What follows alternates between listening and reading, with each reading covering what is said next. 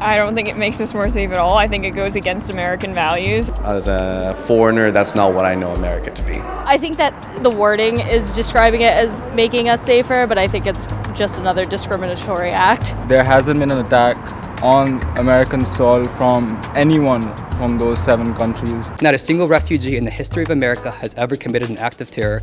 Not a single immigrant from Syria or any of those countries that they actually banned. So this is just a targeted discrimination against a specific group of people who are Muslims and Arabs, and specifically Syrians. And being Syrian and Muslim myself, it's heartbreaking, to be honest. This exacerbated xenophobia and nationalism.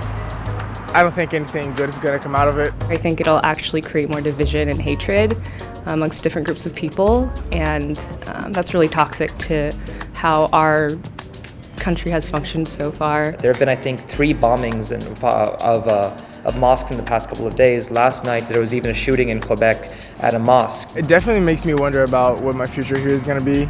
I'm from Brazil, and I don't think that something like that's going to happen to my country, but he's just so unpredictable. You can't not be scared. I just look at students who look South Asian like me, who look Middle Eastern, who are girls wearing hijabs, and I just see like a sad face in them. Like you just feel that sadness as you walk around campus. And I start talking to more people, and the conversation was always about like, what's going to happen to our parents. My grandpa actually right now is in Qatar, and he had 2 strokes recently. And we were planning on bringing him here to the US in order to give him the best medical treatment we could, but he can't now because he was banned. There is that ethical question. Why aren't some countries on the list and others aren't? It's definitely not about safety.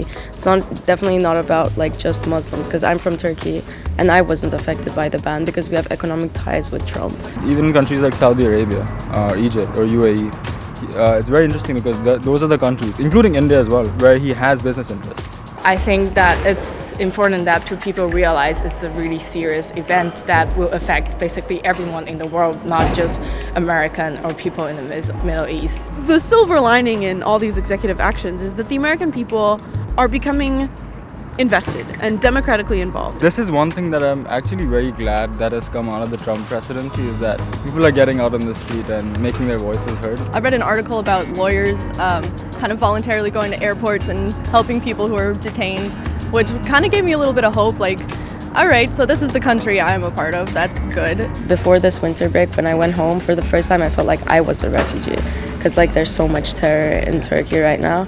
And now I don't feel safe here either. And there are less and less countries that people are starting to feel safe in, and that's worrying. Because this is only month 1. What is going to happen in the next 3 years and 11 months? You know what I mean? It's scary.